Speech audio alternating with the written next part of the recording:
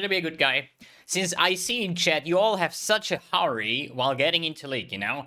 Me, I don't care. I'm position 12,000. If I would be 20,000, I wouldn't care. See, I even do cancel, and log in again. So now... New subscription received. Class 2 access granted. Enjoy your stay. Shit!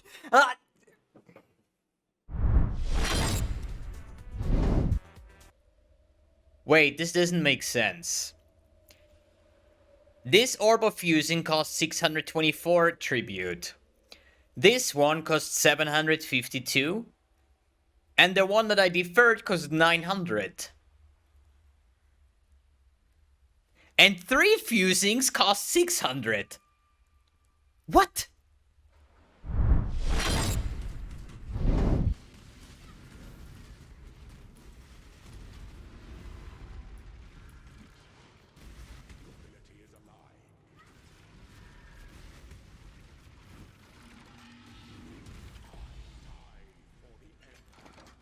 There we go. Please no disconnect, please no disconnect. So we go Occultist, then we go Profane Bloom.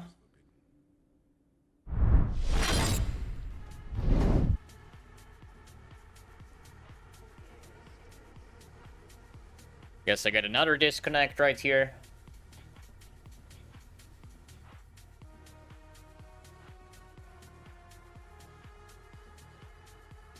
Hey, at least it was not a disconnect, it was an actual crash, okay? So that's the first crash, but disconnect number 10, I guess. Hey guys, and welcome to a new video. Today, the first episode of my League Start diary. So, yeah, I made a decision. The plan was to go Spectre Shield, throw Bleed Gladiator as far as the last standing of yesterday's video. Yeah, 1 minute before League Start, I said, like, you know what? I have to trust my stomach feeling. When I saw the Black Flame Ring, I said, like, I need to do a Hex Blast character. I need to find out what is the best way to play with this thing, and even later on convert into a Chaos Auto Bomber or something like that. There were like just so many cool ideas that I had about Hex Blast and Occultist and Elementalist that this just was the final play here that I said, like, you know what, I'm going to play one of these characters instead of the Bleed versions. This might be a harder League Start than before. I have no idea how this character is going to turn out. Hexblast got buffed, and he was already good before, in my opinion. So I think we should be fine on this part. So I leveled up this character yesterday. I'm actually super slacking. I'm currently somewhere, I think, Act 4. So usually my League Start is always like either Act 6, then I go to bed, or Blood Aqueducts, or Mapping, and then I go to bed, right? But I had troubles yesterday logging in. I had like dozens of disconnects all over the place. And I was doing a ritual all the time, so I'm like super over-leveled. We're currently level 40. An Occultist in disguise, because this guy is called mbX Elementalist. The reason for that is my Occultist, so mbX Occultist, is already level 100 in Standard, so I don't really want to delete my level 100 just to get the name free, and I don't have an Elementalist 100 yet, so that's why the name choice. And it will make it easier later on to actually switch to an Elementalist maybe and try this one out, and the name will be safe, right? This is actually 5-head play on this part. So what is this build? How does it look like? What are the plans for this one? So basically, first some words about the Ritual League. It's kind of a small league, I would say, but hey, we got the entire new Atlas expansion, right? With all the Maven, the Arena fight, and so on. So I don't really mind if there is a small league in the beginning. Basically, it turned out exactly the way we thought so, or the one that we saw. You just kill monsters near this altar, you click on it, and then you just get tributes and can collect them, or even defer items from the stash. So basically, just paying a small amount of tribute to save this item, so you cannot purchase it, but it will reappear later in the stage, and then you can even defer it even longer if you want to, if it doesn't have a red border, otherwise it will disappear, and then you can just buy it whenever you have the right amount of currency. So sometimes you just have to defer multiple times, so the prices will get lower a little bit, and then you can just buy it at some point. I actually got a couple of Chaos I think like 2 chaos were from the stash or from the altar. The other 2 I found randomly. There is nothing crazy that I have yet. I got the ash collar, so this is an ignite build, right? So we're gonna focus on damage over time multiplier. Fire it is. So I got this one. It's actually not even too bad rolled, I think. Yeah, it's actually pretty damn good rolled. And the other one was just this one that I also got from the ritual, same as the worm's mold. So almost all my gear here is from the altar, so definitely gonna be a boost in terms of leveling. It kind of reminds me a little bit of Harvest, just not this crazy, because in Harvest we actually got ridiculous strong leveling gear, and it was an absolute breeze. And currently I have a play time of 4 hours 46 minutes, and I'm actually only Act 4, so at least I've done one lap, okay? I have done one lap, actually, so I got that going for me. Just a quick reminder on what is the skill that I'm playing. It's Hex Blast, so we're just gonna run some... Oh, wait, why do I go Prison? It's actually weird. Let's go with some open area. The Ledge. So I don't... Hey, this character, you know, slash deaths, still deathless. I call hardcore viable at this part, right? So the way Hex Blast works, it's usually a little mini beam here. See, there's just... Oh wait, there was a graphic issue here.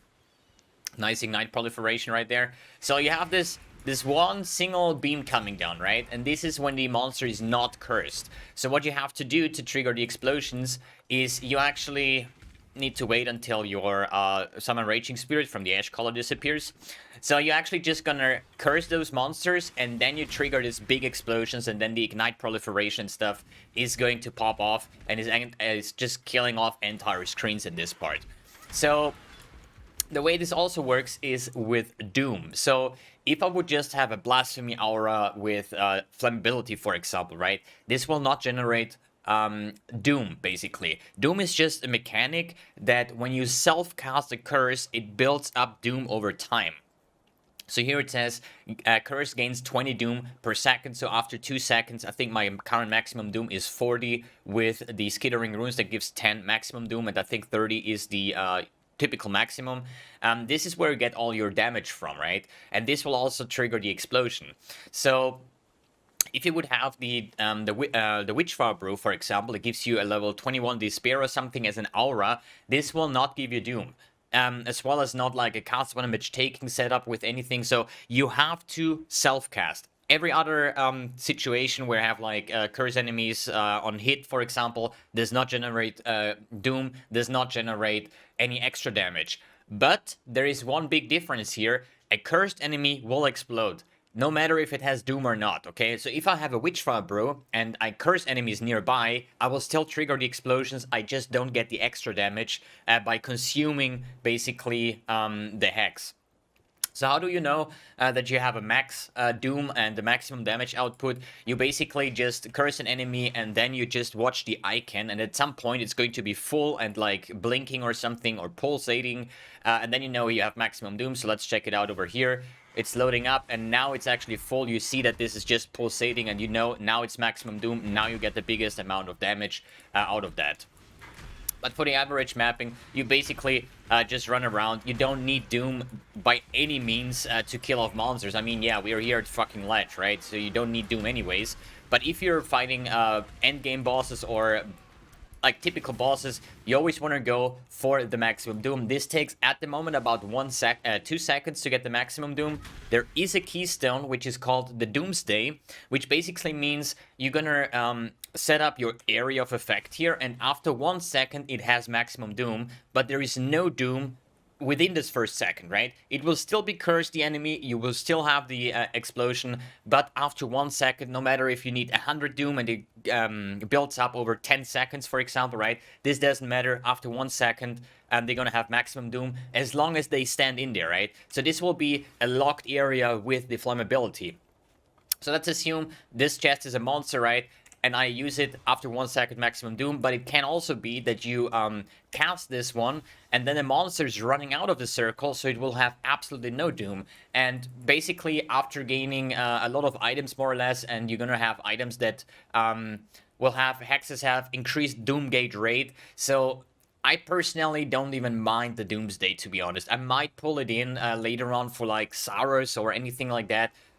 like pretty bosses that are just sitting in one place, so you actually can start damaging faster. But we talk about either you wait 2 seconds or 1 second, so it's not really a big difference. So I personally don't really see too much of a sense of the Doomsday over here. Anything else? I cannot really say too much about the build because we're level 40. I cannot show you anything endgame viable. I don't have my agnostic yet. I don't have anything here. I don't run elemental equilibrium yet. This is the next part that I'm going after I fix some of the mana regen. And this is the next thing, right? This will be an Archmage build. So I do already have a falling here currently with Hex Blast, combustion support, Archmage, and Elemental Proliferation, because level 38, I think, at some quest or vendor, I will get the Ignite Proliferation, which is a lot higher radius than the Elemental Proliferation is. It still does its job at the moment, but I don't really have a lot of mana cost yet. We're like on a 69 mana cost.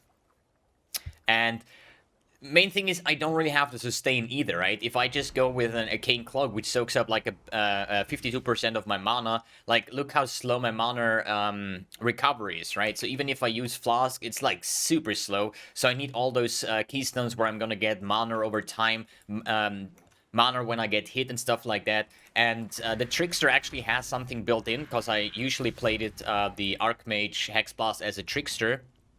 And the Trickster, in that regard, got buffed because it has a node where it says like 30% chance to recover mana when you use a skill, for example. There is going to be a lot of changes over there to sustain your high mana pool, especially later on maybe with an Enduring Mana Flask that just goes longer than the typical one. Basically, even if you have full mana, this flask will not stop and will massively help you over there. So, based on the skill tree, and I made, like, I got this, how you say, this is like a skill tree from the past, I would say. Like, here we have an energy shield based, ignite, hex blast, and life based. That was my 2 theory craftings from the last league. They have like some pretty good gear, I would say. No, actually it's end game gear, with like 7 million ignite DPS as a life version. So this is just my quick little template that I want to follow. And I just rebuilt this one as an occultist, so actually nothing too special over here. As I said, at the moment I'm just focusing on the ignite node, so I have my 100% chance to ignite. On the Uber lab, on the lab I took Profane Bloom now, so my hexes apply to hexproof enemies as well. Second option will probably be Malediction for the extra curse.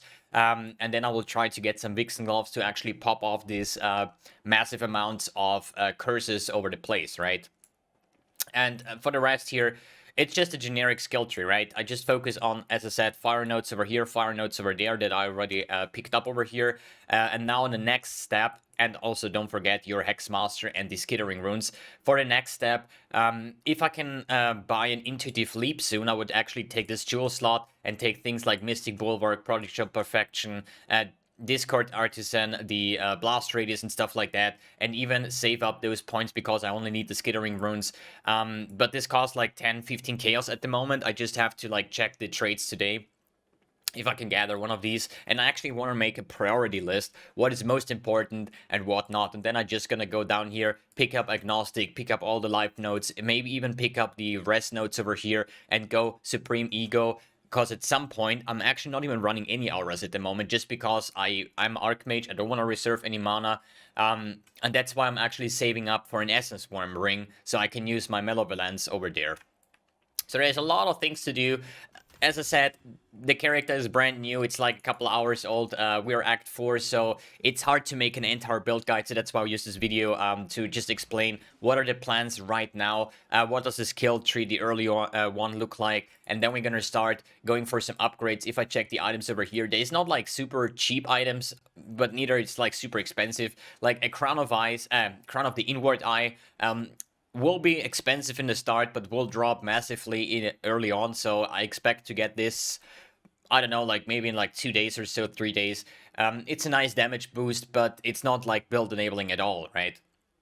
The Cloak of Defiance will probably be a little bit more expensive in the start. I actually have here a Hex Blast. Wait a second. I can actually pull this one over. So I just made a bunch of auto surges, right?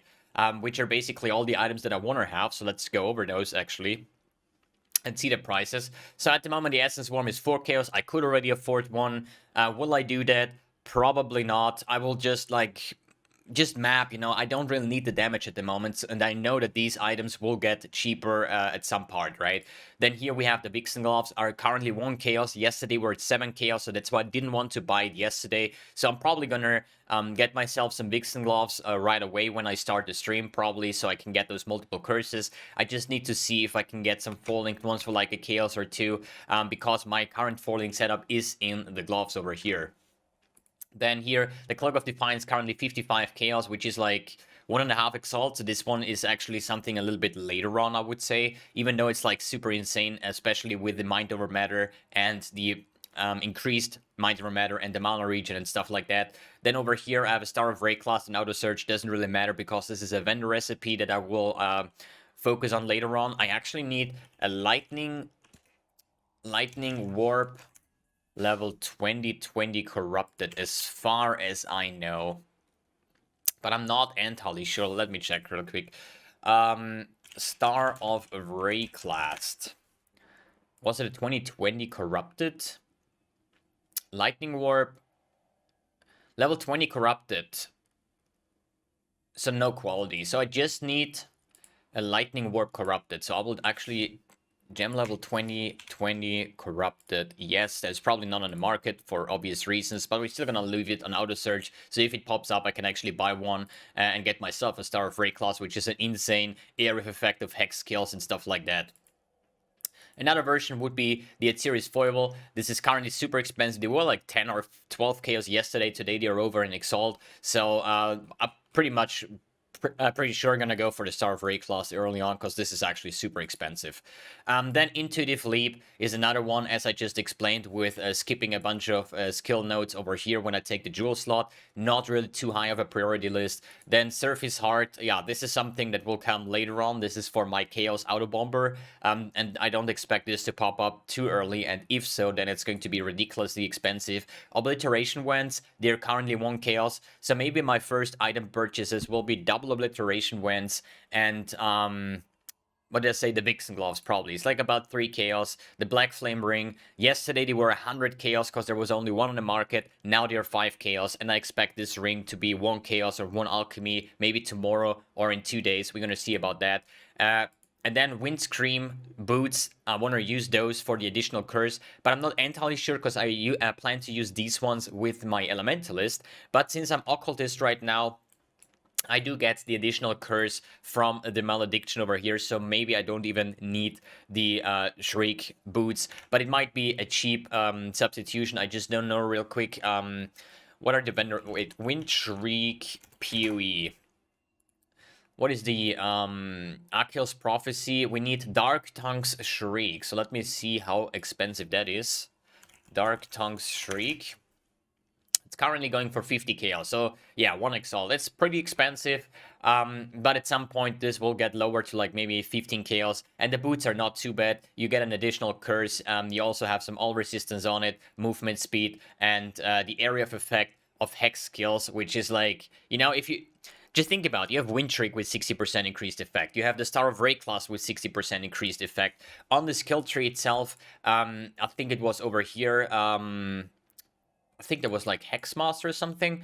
There is another 40% increased area of effect of hex skills. So your curses and your hex blast will actually fill up the entire screen. And I think for budget options, this build should work just fine. We're gonna see how it works out once I actually went into mapping, got the levels, got my Ubalap and stuff like that, and got the first I would say mandatory uniques, or what I would say like budget options for this build before we're going to continue even later on, maybe going as an energy shield version of the build. Good. The plans for today is not really too massive. I want to get into mapping. I think I can do level 80 and I want to do at least, let's actually write this down. So I want to do at least 25 different low tier maps, or actually let's say different maps for the completion. I want to get like 80 plus level, 80 plus. I want to do 3 or 4 labyrinths done. I want to get my 2 obliterations. I want to get my Vixen Gloves. And probably what else do I want to really go for today?